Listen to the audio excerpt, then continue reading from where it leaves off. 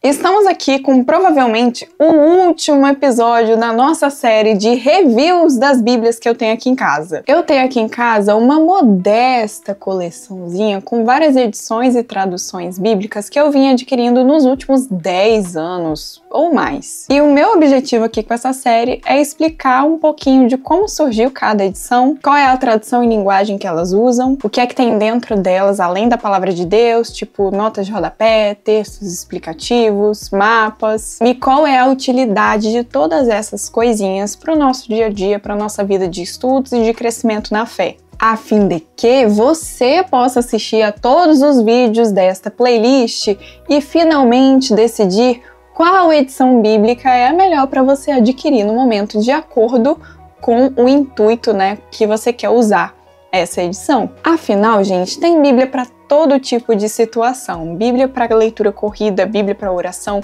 Bíblia para estudar, Bíblia para diferentes tipos de estudo, inclusive. E você vai conhecer cada uma das que eu tenho aqui em casa junto comigo.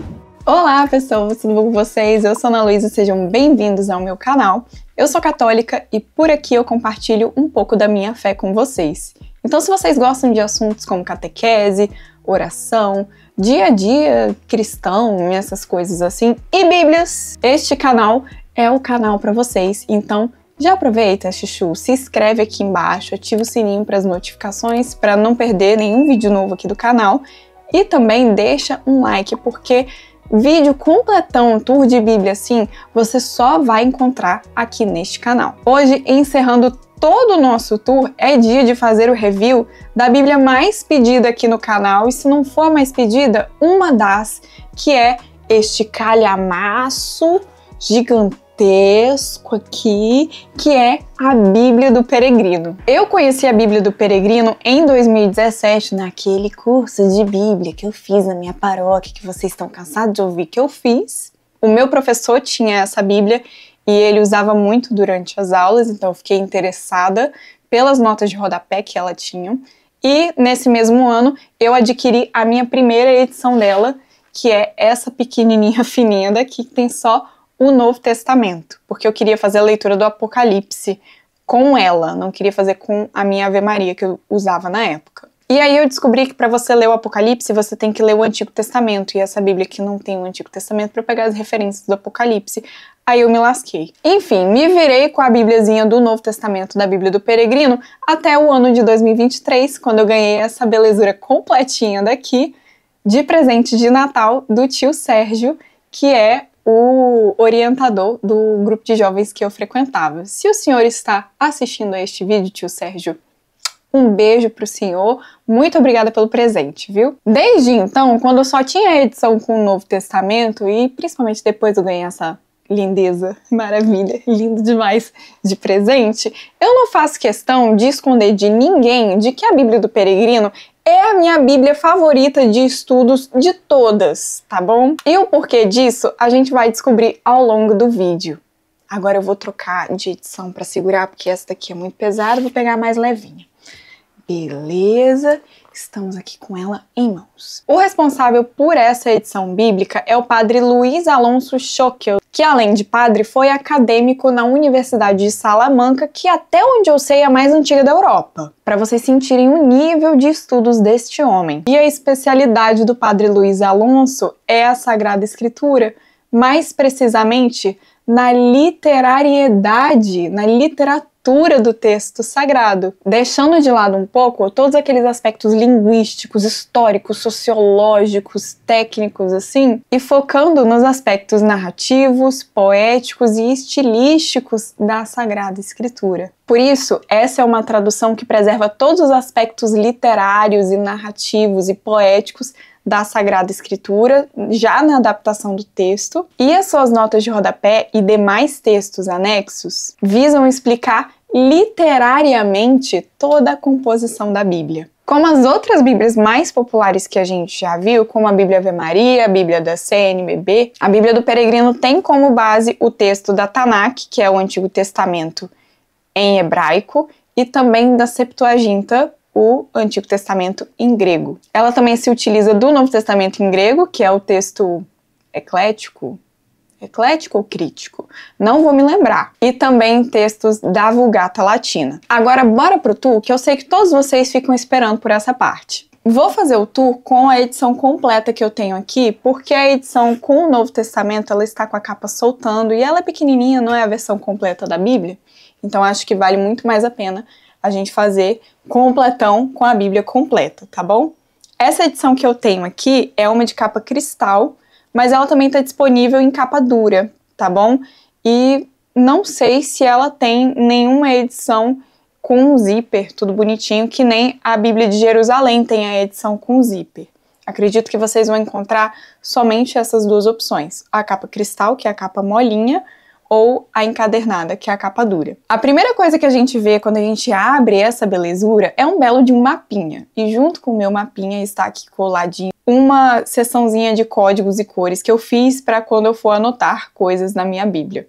Eu recomendo que vocês façam um negocinho desses também, e escolham os temas de acordo com o que for mais relevante para vocês. Enfim, voltando para o mapinha, nós temos um mapinha lindo, minimalista, da cidade de Jerusalém no Antigo Testamento. Outros mapas vão aparecer à medida que o povo de Deus vai fazendo as suas andanças e conquistando ou perdendo território, e eles vão aparecendo nas páginas internas mesmo da Bíblia, em preto e branco. Em seguida, a gente vê uma fotinho do Padre Alonso e um pouco sobre a sua história, sua formação, né? Algumas informações de quem é a pessoa que trouxe esta Bíblia aqui à vida. Virando a página, nós temos algo muito interessante que eu não vi em nenhuma outra Bíblia. Nós temos um anexo de um documento oficial da Igreja, a Constituição Dogmática Dei Verbum, sobre a revelação divina. Esse é um documento do Concílio Vaticano II que nos explica as origens da revelação, como a Bíblia faz parte da revelação, quais são as origens da Sagrada Escritura e qual é o seu papel na vida da Igreja e de nós que somos fiéis. Vale lembrar que essa parte vai até a contracapa, junto com outro mapinha de Jerusalém também. Via de regra, nós temos também aqui, logo no comecinho, aquela famosa lista de abreviaturas, que também está servindo como sumário neste caso, um textinho sobre como são feitas as citações, né, para as referências dentro da nota de rodapé. E também nós temos um manual do usuário, um textinho com instruções de como usar, de como ler essa Bíblia, escrito pelo próprio Padre Alonso. E esse textinho vem junto com um prólogo. Vamos partir agora para o próprio texto bíblico, o que tem dentro da Bíblia mesmo, como que ela está escrita aqui nessa edição. Antes de cada livro ou conjunto de livros, Pentateuco, Profecias, Evangelhos, Históricos, nós temos uma nota introdutória, que nos dará o contexto daquele livro ou conjunto de livros. Não são notas muito técnicas que vão indicar o autor, a época que foi escrito, aonde que foi achado e essas coisas assim, porque o foco delas é compreender o texto bíblico enquanto literatura. A gente sabe que a Bíblia não é um livro só. Na verdade, a Bíblia é um conjunto de livros. E cada livro da Bíblia tem o seu próprio estilo literário. Alguns têm o estilo de conto, outros têm um estilo mais de romance, alguns são crônicas reais, outros são poesia, outros são profecias, outros são historinhas de ficção para educar um povo, para mostrar uma moral para um povo, outros são cartas. Então nós temos uma variedade enorme de estilos que essas notas vão nos ajudar a gente entender como que foi escrito, como que foi composto o próprio texto. O que a gente tem aqui, muitas vezes, são explicações do estilo de escrita, de quais são os personagens das histórias e, o mais legal, quais foram os artifícios de storytelling, como que eles fizeram para contar essa história de um jeito que envolvesse a gente de alguma forma. Sobre o texto em si, eu tenho uma leve dificuldade de me acostumar com a tradução, mas é porque eu sou acostumada mais com a edição da Ave Maria. A maioria das passagens que eu tenho decorado e guardado assim na minha cabeça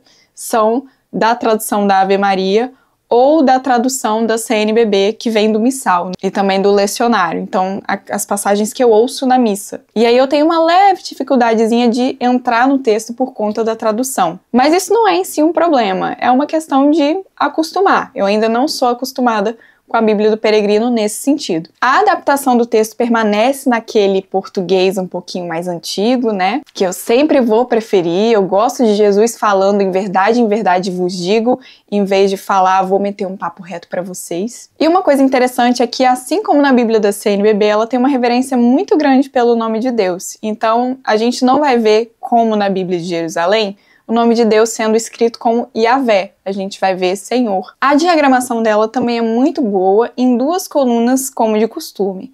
Mas eu acho que vocês repararam na melhor coisa dela, que são essas notas de rodapé simplesmente gigantescas. Sem dúvida, essas são as maiores notas de rodapé que eu já vi numa Bíblia, pelo menos das Bíblias que eu conheço, tá bom? E em alguns livros, as notas chegam a ser maiores do que o texto sagrado da página. Então, às vezes, fica tipo assim, 2 linhazinhas só de texto bíblico e o resto tudo nota de rodapé para explicar esses versículos. Eu tenho, gente, me deleitado completamente com essas imensas notas de rodapé. Principalmente porque com elas eu vejo coisas na escritura que eu não tinha visto quando eu lia, por exemplo, a Bíblia de Jerusalém, ou a Bíblia da CNBB, ou a Bíblia Ave Maria. E para estudar, eu gosto muito de fazer essa leitura conjunta. Por exemplo, usar a Bíblia de Jerusalém para detalhes mais técnicos e a Bíblia do Peregrino para detalhes mais narrativos, para conseguir essa compreensão mais completa da Sagrada Escritura. No final da Bíblia, a gente tem o de praxe. A gente tem uma linha do tempo, um vocabulário de notas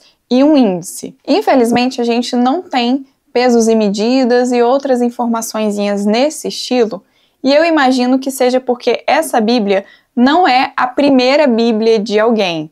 Geralmente quem compra e adquire a Bíblia do Peregrino já é alguém que estuda a Sagrada Escritura já tem um tempo e já sabe quanto que vale um denário e quanto que mede um côvado. Como eu acabei de dizer, e eu acho que vocês já perceberam, o uso ideal da Bíblia do Peregrino é para estudos. Eu, por exemplo, estou usando a Bíblia do Peregrino para acompanhar o Vox Fidei, que é o clube de leitura da Bíblia do Santa Carona. E está sendo bem interessante porque nesse clube de leitura eles usam a Bíblia da CNBB, e aí, ouvindo a aula, eu tenho uma perspectiva, mas quando eu vou pegar o texto para ler na Bíblia do Peregrino, que eu vou usar para estudar e me aprofundar com base na aula que eu já ouvi, eu consigo perceber outras nuances e outras coisas também. E aí tem sido super interessante acompanhar. Se vocês quiserem conhecer esse clube de leitura, eu recomendo que vocês vão lá no canal do Santa Carona, eu vou deixar o link aqui na descrição para vocês acompanharem. Essas aulas acontecem ao vivo toda quarta e sexta-feira a partir de 12h15. E não, gente, eu não estou sendo paga para fazer este jabá, eu estou recomendando do fundo do meu coração porque eu gosto mesmo. Voltando para a Bíblia do Peregrino, a minha recomendação é que ela seja a sua Bíblia de estudos secundária. Se você quiser adquirir uma Bíblia de estudos, adquire primeiro a Bíblia de Jerusalém. A gente já tem review dela aqui, vou deixar nos cards e o link também estará na descrição. A Bíblia do Peregrino, se você adquirir ela sozinha e ela for a sua única Bíblia, por exemplo, vai te servir muito bem. Ela vai te dar umas noções literárias assim da Bíblia para você compreender bem o texto. Mas se você quiser estudar de verdade mesmo, ela é uma ótima Bíblia para fazer leitura comparada. Então você tem a Bíblia de Jerusalém, que é mais técnica, e você lê junto com a Bíblia do Peregrino, que é mais narrativa, e aí você tem, igual a Hannah Montana, o melhor dos dois mundos. A sensação que eu tenho é que o Padre Alonso, assim como eu, enxerga Deus como o artista dos artistas. E à medida que a gente vai lendo essa Bíblia, a gente vai compreendendo isso, que Deus, como um grande artista, pintor, escultor, literato, ele vai escrevendo a sua história por meio de nós, réis seres humanos, que nos permitimos contar a história de Deus e escrever, ser um lápis nas mãos de Deus. E lendo essa edição, a gente consegue interiorizar isso e a gente vê as passagens que a gente sempre viu, né? O filho pródigo, a pecadora caída, a história de Moisés, a gente consegue ver essas histórias de um jeito completamente novo. Além disso, como ela é uma Bíblia bem poética, ela favorece muito a nossa oração. Ler a Bíblia do Peregrino é fazer uma experiência real da Lectio Divina, aquela leitura orante da Palavra de Deus. E é por isso que ela é minha edição favorita de todas. Sério, linda demais. Deus abençoe o Padre Alonso por ter feito ela. Ela é linda, ela é perfeita, sem defeitos. Adoro a Bíblia do Peregrino. Depois a Bíblia Ave Maria, claro, né? A Bíblia Ave Maria mora no meu coração. Mas com a Bíblia do Peregrino é como se Deus estivesse sentado na sua frente lendo a história da sua salvação pra você. É lindo demais, gente. É lindo demais. É maravilhoso. Gente, como que eu amo a Bíblia? A Bíblia é um troço extraordinário. Bom, chuchus, eu espero que vocês tenham gostado do vídeo. Quem tem a Bíblia do Peregrino, escreve aqui embaixo, comenta aqui embaixo o que acha dela, qual que é a sua experiência com a Bíblia do Peregrino, para ajudar a galera que tá assistindo o vídeo daqui e complementar o review. Como eu disse, esse provavelmente é o último episódio da série por enquanto, tá? Até eu comprar uma outra Bíblia. E eu disse que eu só vou comprar outra Bíblia quando eu terminar de ler a última que eu comprei, eu ganhei. Então talvez demore um pouquinho. Então, assim que eu for diminuindo meu carrinho na Amazon, eu vou trazendo o review aqui pra vocês e deixando tudo na playlist de Bíblias que tá aqui do lado pra vocês clicarem e o link também na descrição. Quem sabe, né, futuramente eu não traga a Bíblia de Navarra, a Palavra Viva, a Bíblia Pastoral, que vocês me pedem bastante, né, a King James, a própria Vulgata Latina, a TEB, que tem livros a mais, e uma Matos Soares, especificamente da MBC, que é o meu sonho de consumo. Aquela Bíblia é linda, ganhou o prêmio Jabuti como designer. Eu queria muito ter aquela Bíblia, mas eu não tenho dinheiro para comprar aquela Bíblia. Então no dia que eu for rica, talvez eu compre. Enfim, né, quando eu tiver a biblioteca da Bela e a Fera, eu vou ter uma prateleira linda ali, só com as minhas edições favoritas da Palavra de Deus. E eu vou ler todas elas. Então se você quiser acompanhar tudo isso aqui comigo, não se esquece de deixar um like aqui no vídeo, se inscrever no canal, ativar o sininho para as notificações, comentar o que achou, compartilhar com seus amigos e fazer todas essas coisas aí que vocês costumam fazer quando vocês estão assistindo um vídeo no YouTube. Um beijinho, meus chuchus, e até a próxima!